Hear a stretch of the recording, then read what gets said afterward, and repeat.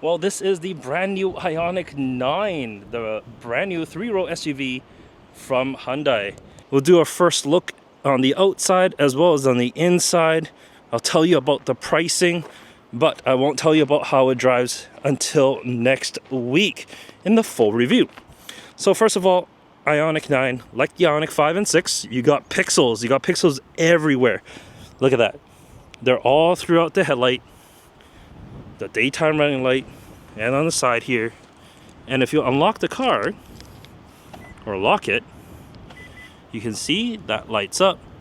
You got 4 pixels that lights up in the center first, and then all of them on the side here. And what's more is you got hidden pixels right behind here.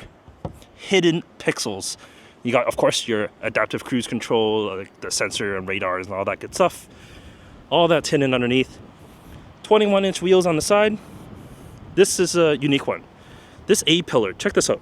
It goes from here all the way to the B pillar here. So unlike most vehicles where it goes up and then to the side, it just keeps going. But it actually doesn't impact headroom all that much. It's actually kind of neat. The overall shape has this kind of boat tail lope to it.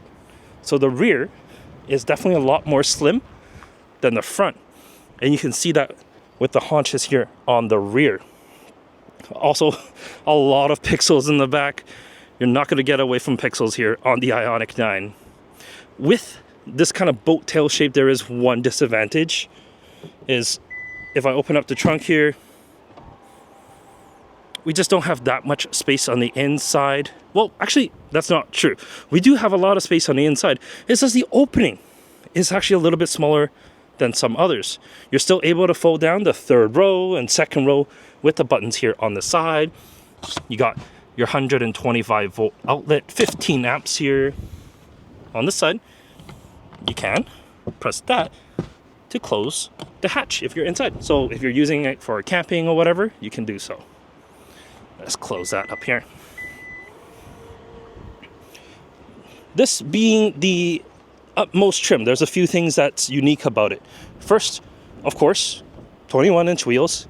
This is all going to be the same color as the vehicle. Other models are a little bit different. You do get these pop-up door handles. That actually looks really cool. They're illuminated from the rear. And it has captain seats. And these captain seats, you can press one button right here to push them forward to gain access to the third row. I'm 5'11" and I do fit in just fine. Legroom is sufficient. Headroom is plentiful. You do get vents on the top, which I do like. And you get USB-C charge points on the side here. And yeah, that says 100 watts. There are 6 USB-C charge points on this vehicle, and 6 of them are 100 watts. That's crazy. You get lower anchors in the third row. That's nice to see. Push this back. You get this ottoman here on the side, so you can really lean back on this chair if you like. Heated and ventilated seats in the second row. Got a cubby here to store all your snacks and whatnot. And in the front, more ottomans. One for the passenger and one for the driver. So you get 4 like recliners essentially in the Ioniq 9. Heated and ventilated seats on all 4. There's a wireless charger right here in the center. And because it is a Hyundai, like this is rubberized so your phone doesn't slide around. Smart. This center console opens up this way as well as this way. So even though whoever's in the back, if you slide the center console to the back, they can still access whatever's inside. Very, very clever. Here we got calligraphy written on this panel. That's kind of nice here. There's a little drop down. You know what? This is a very, very nice cabin. You get the screens that you kind of think you would. The start-stop button is down here because, you know, they want to put it somewhere a little bit different. The materials that's on this, it's all very, very nice. A key statement here is sustainability. So this is a very EV type product. Everything has that sustainable factor to it. So, I mean, a lot of vehicles do that, but you don't feel that here. It doesn't feel as maybe low end as some others. This interior is absolutely fabulous. But let me tell you all about the pricing. All right, let's break down some trims, powertrain, range, and pricing. Essential wheel drive is going to be your base model. That gives you 215 horsepower, 539 kilometers of range. That is 60,000 Canadian dollars. If you want all wheel drive, you step up to the preferred trim. That gets you combined 303 horsepower. You lose a little bit of range at 515 kilometers, and that's $5,000 more at 65,000 Canadian dollars. If you want more power, you got the preferred all-wheel drive plus. That gets you 422 horsepower with the lowest range at 500 kilometers, but that's the same price as a regular preferred all-wheel drive. You do lose some features when you're comparing to the preferred all-wheel drive and the preferred all-wheel drive plus. That's why the price is the same.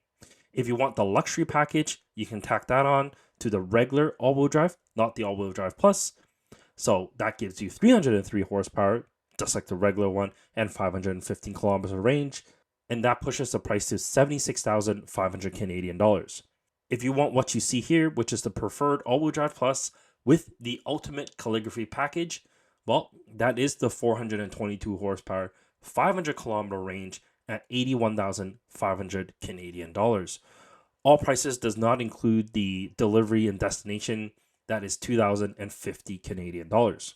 Now, if you're in the US, well, things are a little bit different. The trims are a little different as well. The base model is the S model. That starts at just under 59,000.